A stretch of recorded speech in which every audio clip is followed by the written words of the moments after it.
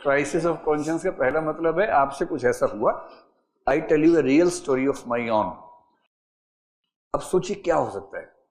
एक प्रोफेसर, बहुत बड़े प्रोफेसर, मेरे बहुत नजदीक में एक स्टूडेंट था, तो डिसाइड हुआ कि मुझे कहीं बाहर जाना है, डीयू की तरफ से कंपटीशन में जाना था। तो मैंने ठीक है सर मैं जाऊंगा। मैं अक्सर जाता था, मैं डिबेटिंग वगैरह में, इंटर यूनिवर्सिटी कंपटीशन में खूब जाता था, तो एक कंपटीशन में जाना था।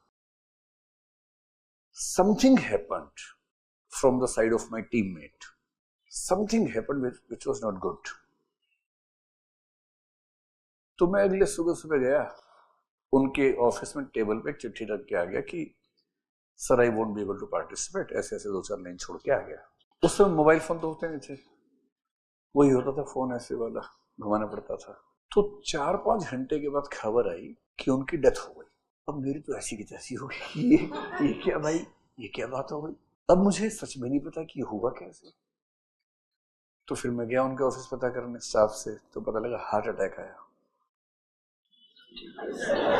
और जबकि वो एकदम फिट आदमी थे, मुश्किल से 55 ईयर्स के होंगे। और 55 उस जमाने में कोई ऐसी एज नहीं मानते, आजकल तो फिर भी इंसिडेंट दिखते हैं हमें, तब तो नहीं मानते थे ऐसा। आई वॉज नॉट श्योर कि क्या हुआ, अब मैं पूछूं किससे ये बात। तो फिर उनके स्टाफ को मैंने पूछा, मुझे मिल गया उनका स्टाफ। मैंने कहा भैया मैं सुबह एक लेटर दे के गया था, क्या सर ने वो पढ़ा था?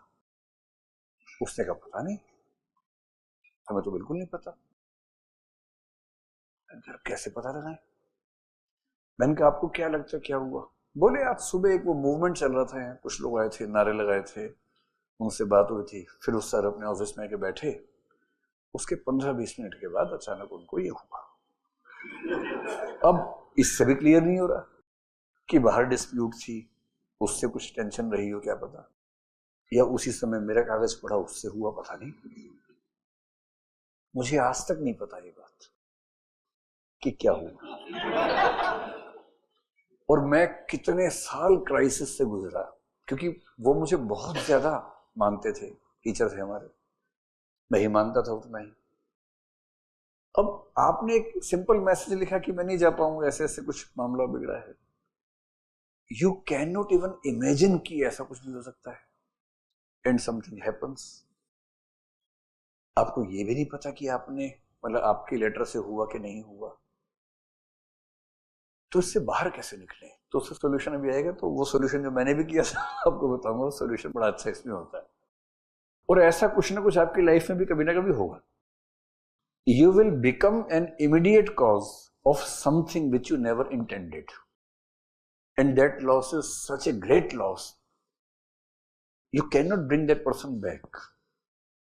और आप करें क्या? अच्छा आप किसी के लिए क्या करेंगे सेकेंडरी बात है, आप खुद को कैसे बाहर निकालें इस चीज से, that is a big issue.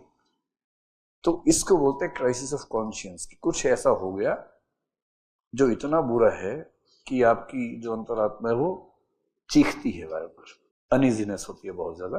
तो इसके तरीके यही होते हैं कि सबसे पहले, if it is possible, you should confess. Confession बहुत सही चीज होती है। In Catholic churches there is a confession box kind of thing.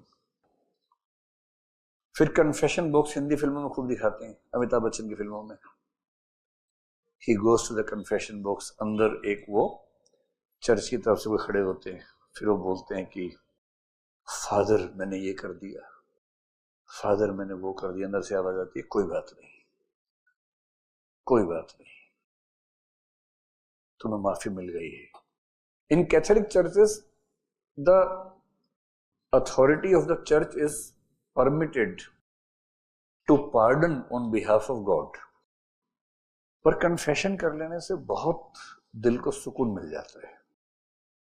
When you accept और एडमिट योर फॉल्ट, तो कन्फेस कर लीजिए। कहाँ कन्फेस कर लीजिए? It can be in a religious way, ज्यादा अच्छा है confess in front of the victim और victim's family. If the victim is no more, go and talk to his family. तुरंत नहीं कि अब कार चला रहे थे, एक आदमी अचानक आगे आ गया, मर गया, अपने कार रोक की फैमिली के पास गए, फिर अब वापस नहीं आएंगे, तुरंत नहीं करना है। After some time when the heat of the moment is controlled, 1 दिन बाद, 2 दिन बाद, 10 दिन बाद, 1 महीने बाद, तब जाइए।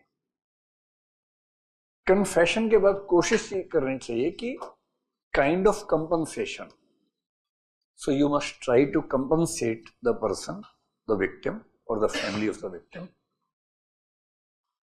तो अगर कोई आपकी गाड़ी के नीचे आ गया तो आप 4 दिन बाद पहुंचे पता करते हुए, और आपने किसी तरह से उसकी फैमिली को, बच्चों को सपोर्ट किया ताकि उनको दिक्कत ना आए, कुछ ऐसा। अगर क्राइसिस ज्यादा हो तो you should also meet a psychological expert जो आपकी काउंसलिंग कर सके, क्योंकि ये सिचुएशन कई बार एंजाइटी और रेयरली डिप्रेशन तक लेके जा सकती है। बस यही सब चीजें हैं। सोशल वर्क माना जाता है कि एक अपने आप में अच्छा तरीका है,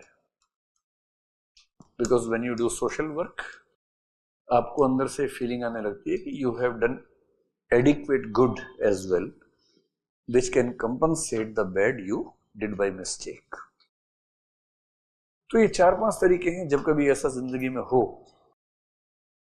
तो ये करके देख लीजिएगा। मैंने भाई यही सब किया था जो इसमें लिखा हुआ है। So I happen to know his family, all the members of the family. So I kept on meeting them. I still meet them. Now they are very well-to-do people,